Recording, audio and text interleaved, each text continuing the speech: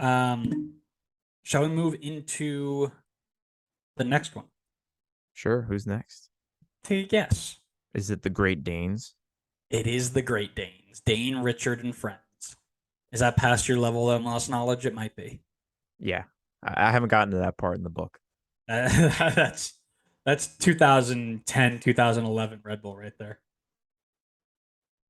Good old Dane Richards. I miss those days. Dane Richards on one side, Lloyd Sam on the other, just running at people. All right, you're reliving the glory days a little too much. um, the 10th best team in the world, Denmark, winners of Group F.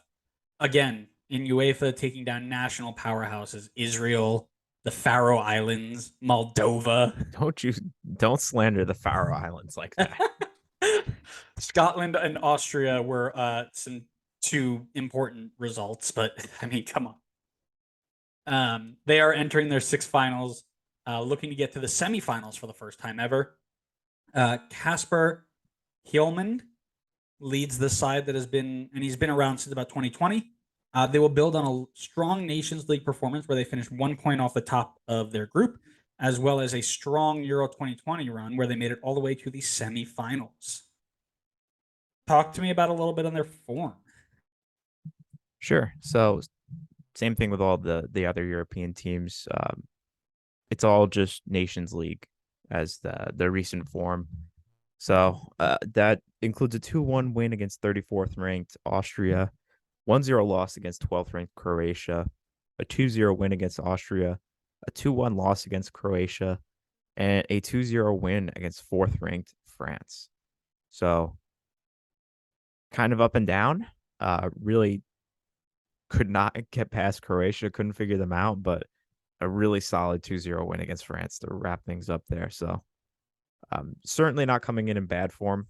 I would probably say coming in pretty good form, but you know, certainly doesn't look like 5 wins as coming off of talking about Australia. So Correct, correct.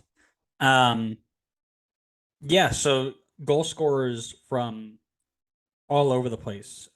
Dolberg, Skov Olsen, Eriksson, Wind, Larson, Cornelius. I mean, it's not just a one man show over here. So very interested to see the manager's going to have a tough selection because they've got a lot of really really quality players who can make some impact. One of those players for me is Skov Olsen. Um, 2 goals in the last 5 games, 8 goals in 23 games for Denmark, 8 goals in 19 games for Bruges. 24 years old. He is definitely one of the more promising Danish players coming through the system, and this could be a very big breakout tournament for him. So I would definitely keep an eye on what he is doing. He's got a ton of help around him in Eriksson and Højberg and Dolberg and um, even some of the other players that aren't may not necessarily get in, like Cornelius or Paulson or Delaney. He's got players around him to help out, so it'll be very interesting to see what he can bring to this tournament. yeah, I saw him as like definitely a good player for them. I didn't consider him to be a top player, but that's all right. Um, I've got Again, wrong Pierre Emile opinions are okay. Hoiberg. What? I said wrong opinions are okay. You're allowed to have them. Sure. I've got Pierre Emile Hoiberg in mine, playing for Tottenham at the moment. Ew. Pretty strong season, pretty decent season for him so far. No goals or assists for him at the club level, but you know, he plays a more defensive, I think, central midfield role or just a deeper one than like an attacking mid. So not really his bread and butter. Internationally though, for Denmark, he's been phenomenal from what it looks like. He had a 7-3-1 against in World Cup qualifying.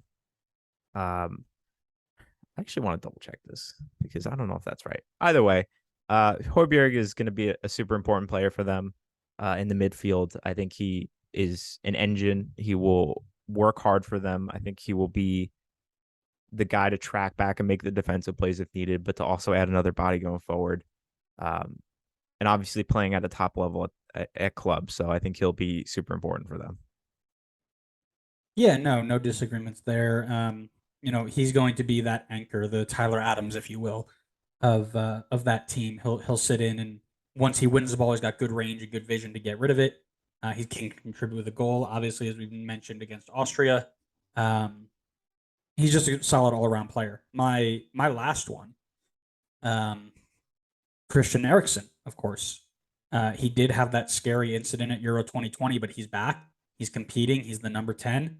And he's the maestro, right? He pulls the strings. He gets players involved, good positions. Um, 3 assists in 11 games right now for Man U, 39 goals in 117 games for Denmark. The attack runs through him, right? They're going to try and find him, run off him, get in behind. I don't expect much to change, but definitely one to watch as he has been over the last couple of tournaments for them. Yeah. Last guy I had on my list that we haven't covered so far, Andreas Christensen. I know he was banged up a little bit before this, but it seems like he's back now. I think he came on in the last game for a little bit of time, so seems like he's healthy. Probably just trying to build up the fitness at this point. So I think he'll be with the squad. I think he'll be starting. I think he's a major center back for them, even if he is playing for Barcelona. Um, I got to obviously watch him a lot at Chelsea. There's things that he can work on. He definitely has weaknesses, but I think overall he's a really good center back, and I think he'll be a key piece in that defense for Denmark. You just had to get that Chelsea link in there, didn't you? Yeah, I should have wore this Chelsea scarf, I guess, if he's in the list. Boo. Whoops. My Oops. starting 11. I've got him in a 4-2-3-1. I got Schmeichel in goal. I've got Christensen, Anderson, and Miley in a back four. Christensen with a K from Leipzig, then Christensen from Barca. Hoiberg and Delaney in a midfield two pivot, double six. Skav Olsen, Eriksson, and Damsgaard in the front three. And then I've got Dolberg starting, but Yusuf Poulsen can definitely jump in there at any time. So we almost have exactly the same players. I lined them up in a different shape though. I've got them in a 3-4-2-1. Um, Back three, I've got Simone Kjaer. I've got Anderson. I've got Andreas Christensen. Left back, right back, I've got Mali and Christensen.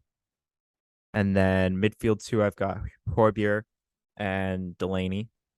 And then in the attacking mids, I've got Eriksson and Skav Olsen. And then up top, I've got either Yusuf Poulsen or Casper Dolberg. Sure, yeah, and that's the thing. It's whether you want to go wingers on the day or you want to go kind of Christmas tree um, in that front end. So It does look like a um, Christmas tree. I never knew that. we've been through this, haven't It's for we? the it's for the holiday season. That's why I did it. We've been through it. I swear I've drawn this on the whiteboard for you. That's all right. We'll go through I it don't again pay then. attention to you. Of course you don't. What?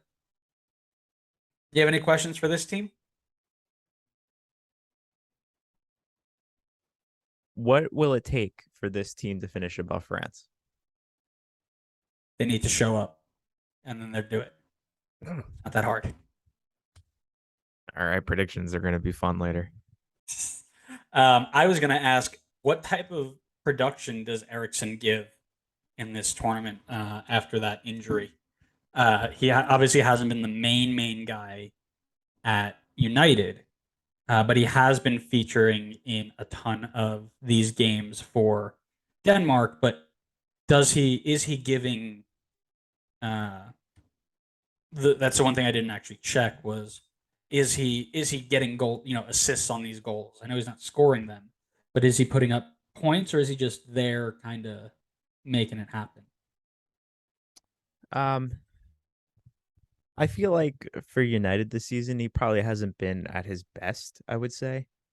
I think obviously, when I think of top Christian Eriksen, I think of him at Tottenham, where he was an absolute maestro. Um, and one of the top players in the league and in the world. I think he still has, that ability in him.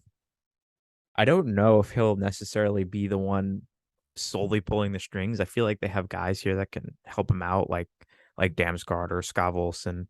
or even if Horberg or Delaney kind of get forward a bit more and help out. But I still think he's going to be the most influential playmaker for them. I think even if he's not showing up in the assists, like box score, I think he's going to have a lot of key passes. He's going to be setting up his teammates in great position. So I think playmaking, he's still going to be phenomenal.